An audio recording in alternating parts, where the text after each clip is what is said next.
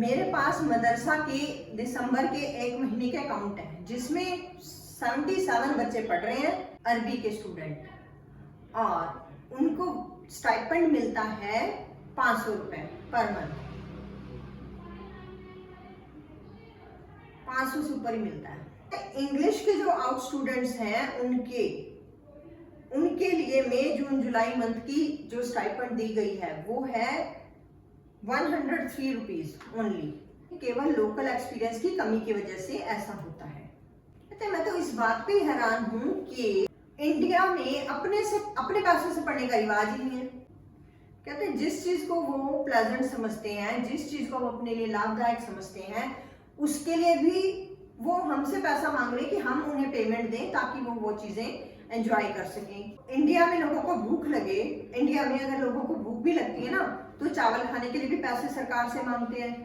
गर्म कपड़े पहनने के लिए भी उनको पब्लिक मनी पे ही गर्म कपड़े पहनने हैं। कहते हैं अब अगर और ज्यादा केस के नजदीक जाऊं ना कि गांव में एक मास्टर भी बच्चों को पढ़ाता है ना, हल्का फुल्का मैथ्स पढ़ा देता, थोड़ा बहुत मैथ्स पढ़ा देता है, थोड़ा बहुत अक्षर ज्ञान दे देता है। कहता है उसको भी बच्चे थोड़ा थोड़ा कुछ तो पैसा देते ही हैं।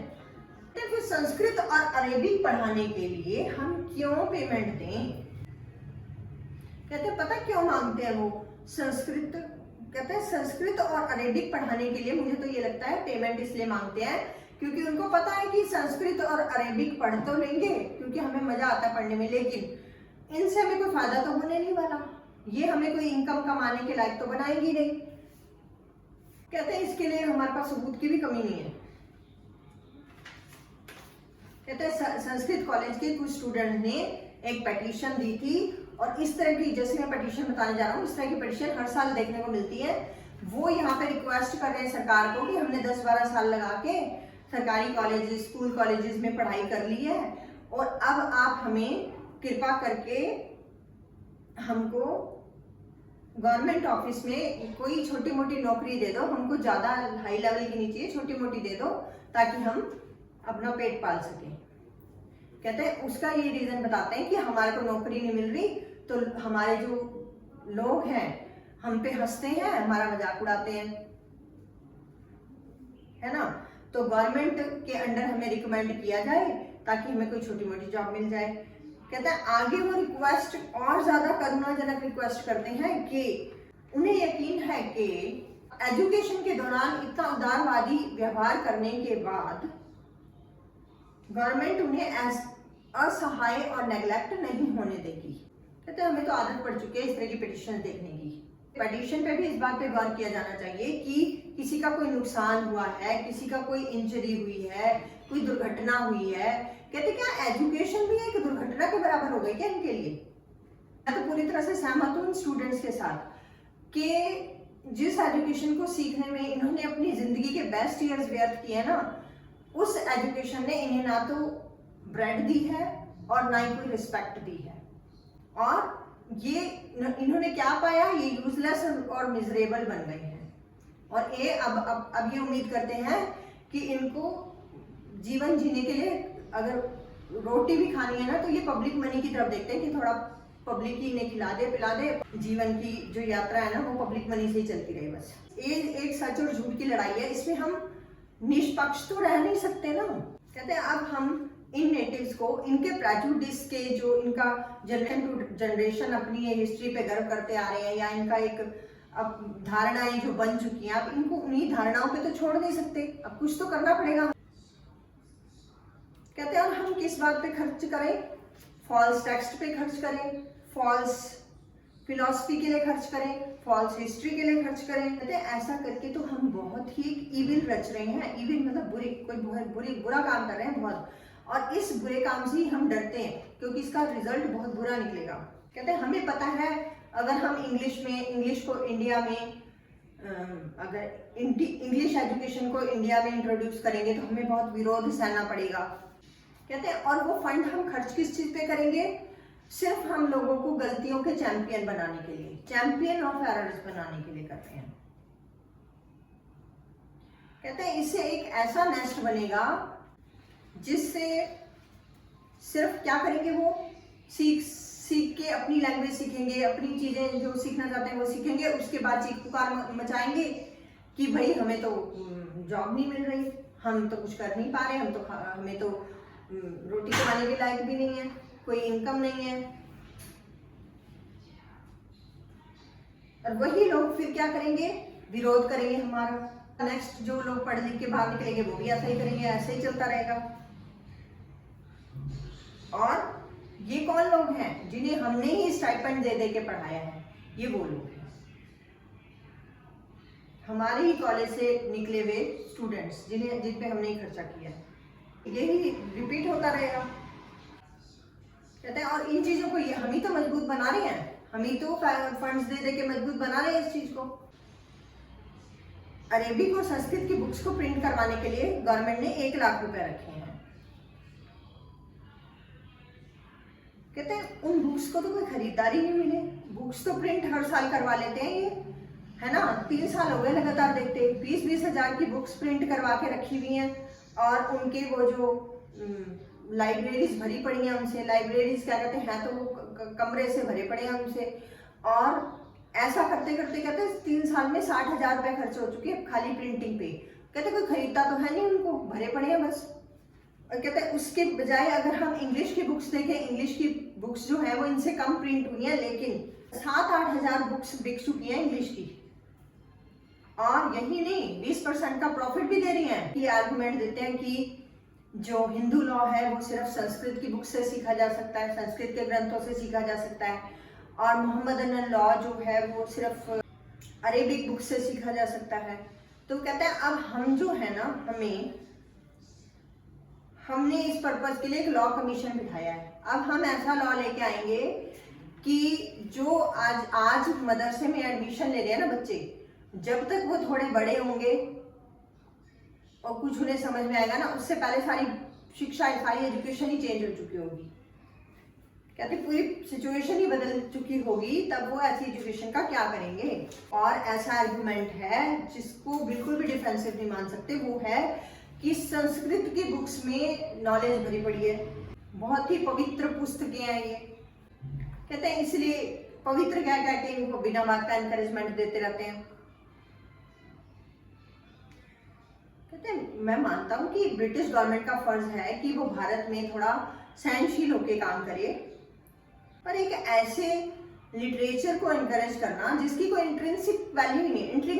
इंट्रिंसिक का मतलब कि कोई आकर्षित नहीं होता उसकी तरफ, कोई सीखना नहीं चाहता उससे। ऐसा क्या है इन संस्कृत बुक्स में, बहुत ही सीरियस मिस्टेक्स कर रखी हैं, हर चीज पे मिस्टेक्स हैं, रीजंस में मिस्टेक्स हैं, मोरालिटी पे मिस्टेक्स हैं, इवन न्यूट्रलिटी के साथ भी मिस्टेक्स हैं। कहते हैं न्यूट्रलिटी मतलब निष्पक्षता तो बहुत ही पवित्र मानी जाती है, कि उसे तो बहुत ही पवित्रता के साथ बनाए रखना चाहिए, लेकिन ये जो संस्कृत लैंग्वेज है ना, ये यूजफुल नॉलेज से बिल्कुल खाली है, क्योंकि ये बहुत ही डरावने अंधविश्वासों से भरी हुई है। हमें false history, false astronomy, false medicine, यही सब पढ़ाना है, क्योंकि ये एक फॉल्स रिलीजन से जुड़ी हुई है। कहते हैं हम तो जब हम क्रिश्चियनिटी में बदलते हैं इस तरह के लोगों को, तो क्या हम उनको रिश्वत देते हैं? हम किस चीज के लिए इनको रिश्वत दे रहे हैं? आप फंड देने को ही बोल रहे हैं, हम रिश्वत देते हैं इन लोगों को क्या सीखने के लिए? संस्कृत में ये सीखने के लिए कि गधे को अगर तुमने छू लिया तो आप पवित्र कैसे होंगे, और अगर आपने कोई बकरी मार दी तो उस अपराध से निवृत्त होने के लिए आपको वेदों के किस मंत्र को कितनी बार पढ़ना है। कहते हैं अब ओरिएंटल लर्निंग के जो एडवोकेट है ना, मतलब ओरिएंटल लैंग्वेज को जो सपोर्ट करते हैं, वो लोग ये मानते हैं कि इंडियन लोगों को इंग्लिश के थोड़े बहुत स्पेलिंग और अल्फाबेट के अलावा कुछ नहीं सिखा सकते। और ये ओरिएंटलिस्ट इस बात को इनडायरेक्टली कहते हैं। ये कहते हैं कि इंडियन लोग जो हैं वो अंग्रेजों को अपना विरोधी मानते हैं, और हमारी जो बुक्स हैं उनकी एजुकेशन को ये मात्र स्पेलिंग बुक एजुकेशन मानते हैं। और ये कहते हैं कि इंग्लिश की नॉलेज एक तरफ, इंग्लिश की नॉलेज और इंग्लिश के साइंसेस की नॉलेज एक तरफ, और संस्कृत की सुपरफिशियल नॉलेज एक तरफ, ऐसी बातें करते हैं। पर कहते हैं ये सिर्फ एक मान्यता नहीं है, सभी नेशंस के जो लर्नर्स हैं ना वो हमारी लैंग्वेज सीखते हैं, हमारी इंग्लिश लैंग्वेज में सीखते हैं, और कहते हैं पूरी कोशिश करते रहते हैं कि जो नॉलेज समझ में नहीं भी आ रही ना उस पर भी अपनी ये पकड़ बना सकें। कहते हैं हमारे देश के निवासी तो जो है ना बहुत ही फ्लुएंसी के साथ सारे सब्जेक्ट्स पे बात कर लेते हैं, पॉलिटिक्स पे भी बात कर लेते हैं, साइंटिफिक क्वेश्चंस पे भी बात कर लेते हैं। कहते हैं मैंने तो अपने देश में, मैंने तो अपने यहाँ अपने कंट्री में, अपने टाउन में लोगों को बातें करते हुए सुना है, बड़े बूढ़े लोगों को भी बातें करते सुना है और हर तरह के लोगों को बातें करते हुए सुना है, कि लिटरेरी सर्कल में भी लोगों को बातें करते हुए सुना है कि इस बात को कोई नहीं मानेगा कि हिंदू लोग इंग्लिश नहीं सीख सकते।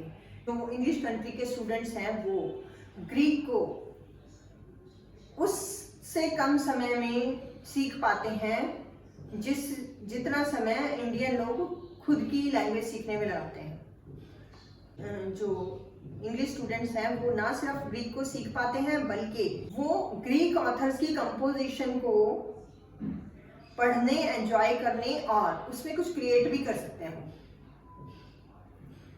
इमिटेट कर सकते हैं, इतने योग्य हो जाते हैं वो इतनी जल्दी। कहते हैं और जितना समय एक इंग्लिश नौजवान को हेरोडोट्स और सोफोकल्स को पढ़ने में लगता है उससे कम समय एक हिंदू नौजवान को ह्यूम और मिल्टन को पढ़ने में लगना चाहिए। कि इंग्लिश तो इजी लैंग्वेज है, ग्रीक मुश्किल है। कहते हैं शॉर्टकट पे मैं साफ साफ ये बात कहना चाहता हूँ कि हम 1813 के एक्ट से कोई बंधे हुए नहीं हैं, हम इस फंड को उस तरीके से यूज कर सकते हैं जैसा हम चाहें, हम बिल्कुल फ्री हैं इस फंड को यूज करने के लिए। हम ऐसी एजुकेशन देने में इस फंड को खर्च करेंगे जो वाकई में जानने लायक हो, और इंग्लिश जो है वो संस्कृत और अरेबिक से भी अधिक जानने लायक है। कहते हैं वैसे भी जो इंडिया के नेटिव्स हैं वो इंग्लिश पढ़ना चाहते हैं, वो संस्कृत और अरेबिक पढ़ना नहीं चाहते।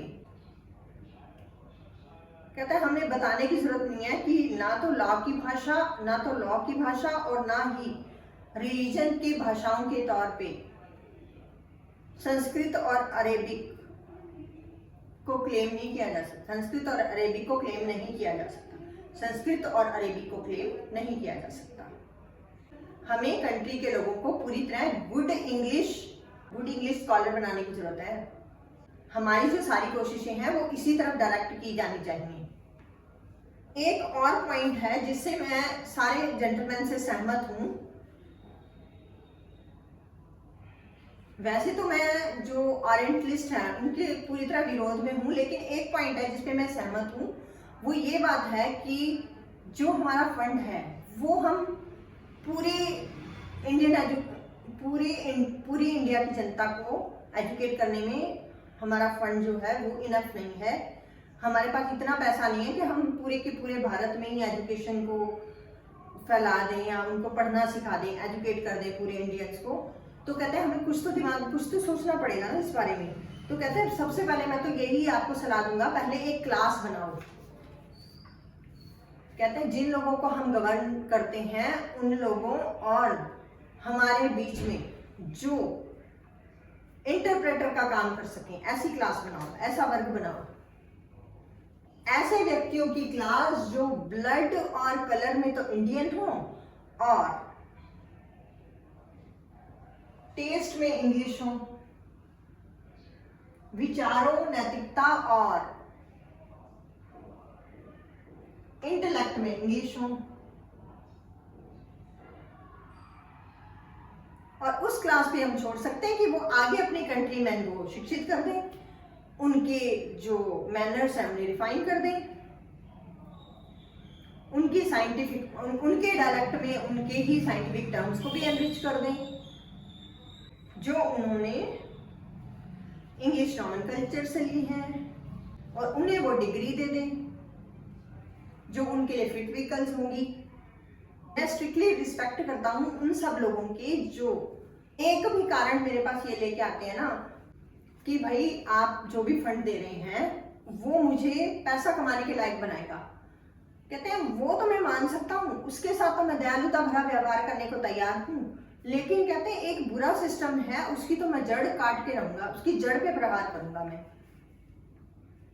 और कहता है मैं तुरंत ये चाहता हूँ कि संस्कृत और अरेबिक लैंग्वेज की जो बुक्स हैं उनकी प्रिंटिंग बिल्कुल बंद कर दी जाए, संस्कृत और अरेबिक के कॉलेजेस बिल्कुल बंद कर दिए जाएं, और जो फंड हमारे पास है, बनारस में ब्रह्मनिकल कॉलेज है, वो संस्कृत लर्निंग की सबसे बड़ी सीट है, वो दिल्ली में मोहम्मदन कॉलेज अरेबिक की सबसे बड़ी सीट है। कहते हैं हम अपना फंड वहां क्यों ना इन्वेस्ट करें। मुझे लगता है अगर हम ऐसा करते हैं तो हम जरूरत से ज्यादा ही कर रहे हैं इन लोगों के लिए। एक और चीज कहूंगा कि इनमें से किसी कॉलेज के स्टूडेंट या टीचर को स्टाइपेंड ना दिया जाए। जिनको चल रहे हैं स्टाइपेंड अभी तो उनका तो चले तो, लेकिन नेक्स्ट जो है इनके रिन्यू ना किए जाए, आगे नहीं देने इनको स्टाइपेंड। तो जानने की इनकी इच्छा ही नहीं है तो हम उनको रिश्वत दे के वो जानने के लिए क्यों कहें कि जो उनकी जानने की इच्छा ही नहीं है, उसके लिए हम इन्हें रिश्वत क्यों दें। हमारी इच्छा होनी चाहिए कि हम किस स्टूडेंट को देना चाहते हैं फंड, किसको नहीं देना चाहते। इन लोगों को पूरी एजुकेशन फ्री करने का क्या मतलब है। कहते हैं ये तो रिश्वत है एक तरह की। कहते हैं अब हमारी इच्छा पे जब हम योग्य हो जाएंगे, अगर हम इनको फंड देना बंद कर देंगे तो अब हमारे पास हमारा पैसा हमारे पास है, तो हम उस पैसे को उन कॉलेजेस और उन स्कूल जैसे कैलकाटा का हिंदू कॉलेज है, और कैलकाटा में जो हमारे स्कूल्स नए नए खोले हमने, जिनमें जैसे फोर्ट विलियम्स के स्कूल्स हैं, कहते जहाँ पे इंग्लिश लैंग्वेज पूरी तरह से और सही तरीके से दी जाएगी, हम वहाँ पे अपने फंड इन्वेस्ट करेंगे।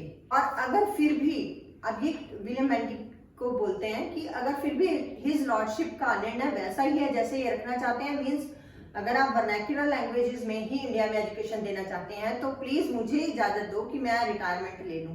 अगर आपको अपना निर्णय वैसा ही रखना है, इंडियन लोगों को इंडियन लैंग्वेजेस में ही देनी है, कहते मेरा तो काम कोई है ही नहीं फिर यहाँ पे। कहते तो मेरा भ्रम है कि मैं यहाँ पे बातें कर रहा हूँ। कहते तो एरर्स हैं, एरर्स करते जाओ, एरर्स की नेचुरल डेथ तो होने ही नहीं दे रहे आप। मुझे तो लगता है कि बोर्ड ने जो पब्लिक इंस्ट्रक्शन कमेटी है ना, ये भी एक रिस्पेक्टेबल नाम है, इस नाम पे भी कोई अधिकार नहीं है इनका, कोई इंस्ट्रक्शन ये ढंग की दे नहीं रहे। पब्लिक मनी को वेस्ट करने के लिए बना रखी है ये। उन बुक्स को प्रिंट करने के लिए बोर्ड बनाया है जो उससे भी कम वैल्यू की है, जितने का वो जिस पेपर पे वो प्रिंट हुई है ना, जितने का वो पेपर था उससे भी कम वैल्यू की बुक्स हैं ये। कहते हैं एब्सर्ड हिस्ट्री, मतलब मूर्खतापूर्ण हिस्ट्री है, एब्सर्ड मेटाफिजिक्स है, एब्सर्ड फिजिक्स है, एब्सर्ड थियोलॉजी है, सब कुछ नकली, इनको नकली एनकरेजमेंट प्रदान कर रहे हो, ना उन्होंने पढ़ना ना कुछ, और ना उनकी बुक्स में कोई ढंग की नॉलेज। ऐसे स्कॉलर्स को रेज करने के लिए आप ये सारा इन्वेस्टमेंट कर रहे हो, जो पढ़ने के बाद खुद पे भी बोझ बन जाते हैं और अपने आप को एक बोझ और धब्बा समझते हैं।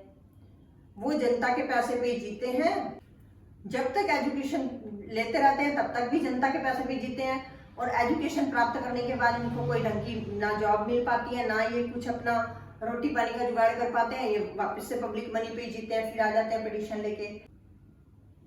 कहते हैं इन विचारों को ध्यान में रखते हुए मैं नेचुरली इच्छुक हूं इस बोर्ड की जिम्मेदारी में सभी शेयर्स को मैं डिक्लाइन करता हूं, मना करता हूं।